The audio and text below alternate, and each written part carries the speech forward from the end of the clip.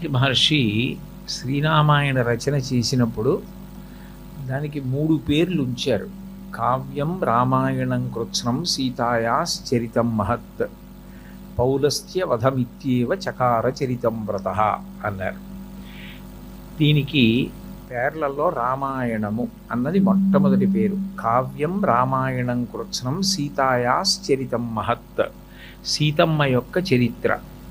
పౌలస్త్య వధ, పౌలస్త్య వధ అంటే పులస్త్య బ్రహ్మ యొక్క వంశంలో వచ్చినటువంటి రావణ బ్రహ్మ యొక్క వధకి సంబంధించిన వృత్తాంతము వివరింపబడింది కాబట్టి పౌలస్త్య వధమిత్యేవ చకార చరితం వ్రత అని శ్రీరామాయణానికి 3 పేర్లు ఉంచారు. అందులో రామాయణము అన్న పేరు ప్రధానంగా ఎందుకు వచ్చింది అంటే, ఆయనము అంటే కదలిక, ఉత్తరాయణము దక్షిణాయనము అంటాం కదా, కాలము ఉత్తరాయణంగా దక్షిణాయనంగా కదులుతుంది. అట్లాగే రామాయణము అంటే రాముని యొక్క కదలిక, రాముని ప్రస్థానం. సత్యము అన్న పాదం మీద ఉంచుకుంటే ధర్మము అన్న పాదాన్ని కదుపుతాడు, ధర్మము అన్న పాదం మీద ఉంచుకుంటే సత్యము అన్న పాదాన్ని కదుపుతాడు. ఆయన యొక్క కదలిక అంతా కూడా సత్యధర్మములు రెండింటి మీద ఆధారపడి ఉంటుంది. ఆయన బాధపడవలసిన రోజు ఏదైనా ఉంటే ఆయన ధర్మాన్ని విడిచిపెట్టేసిన రోజున ఆయన బాధపడాలి. రాముడి జీవితంలో అన్నిటికన్నా ప్రాధాన్యత దేనికి అంటే ధర్మాచరణములకు. ఆయన ధర్మాన్ని ఆచరించినంత కాలం ఆయన బాధపడవలసిన అవసరం లేదు. ఎప్పుడూ ఆయనకి ధర్మాచరణము ప్రధానంగా ఉంటుంది. ధర్మము ఎప్పుడూ కదలికలతో కూడుకుని ఉంటుంది. సత్యము ఏ కదలికలు లేని స్థితిగా ఉంటుంది. అందుకే ధర్మము కదలికతో కూడుకుని ఉన్నప్పుడు మాత్రమే ధర్మాచరణము అని పిలువబడుతుంది. ఇప్పుడు ఉదాహరణకి నిరంతరము మారిపోయే ధర్మాన్ని అనుష్ఠానం చెయ్యాలి అంటే కదలిక ఉండాలి.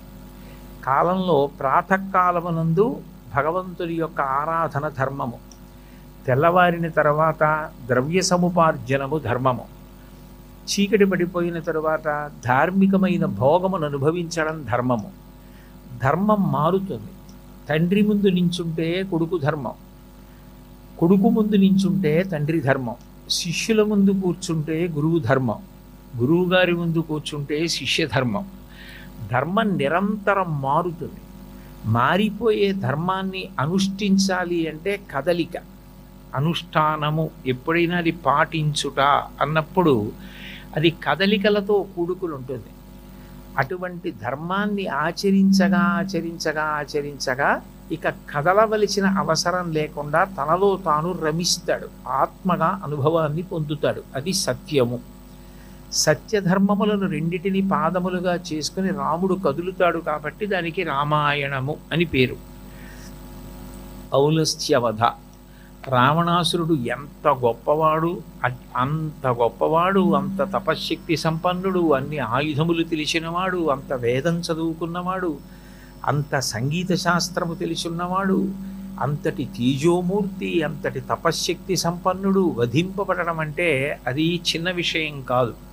ఎందుకనంటే ఒక్క రావణ హత్య ఎందు 3 హత్యలు ఉంటాయి అని. 1 బ్రహ్మహత్య, 2 కీర్తి హత్య, 3 ఆయనలో ఉన్నటువంటి తేజోహత్య. అంటే ఆయన అన్ని విషయములు తెలిసున్నవాడు కాబట్టి ఆయన శరీర పతనంతో అన్ని విషయాలు కూడా అదృశ్యమైపోయాయి. అన్ని విషయములు తెలుసున్నవాడు పడిపోయినప్పుడు, అన్ని విషయములు తెలుసున్నవాడు అన్నప్పుడు ఆ అన్ని విషయములు కూడా ఆయన పడిపోయినప్పుడు ఇక చెప్పేవాడు లేకుండా పోయాడు. అంత బాగా చేసేవాడు లేడిక అని 3 హత్యలు ఒక సంహారమునందు ఉన్నాయి. అంటే రావణాసురుని యొక్క గొప్పతనం చెప్పడానికి అదొక గొప్ప ఉదాహరణ. అందుకని పౌలస్త్యవధ అని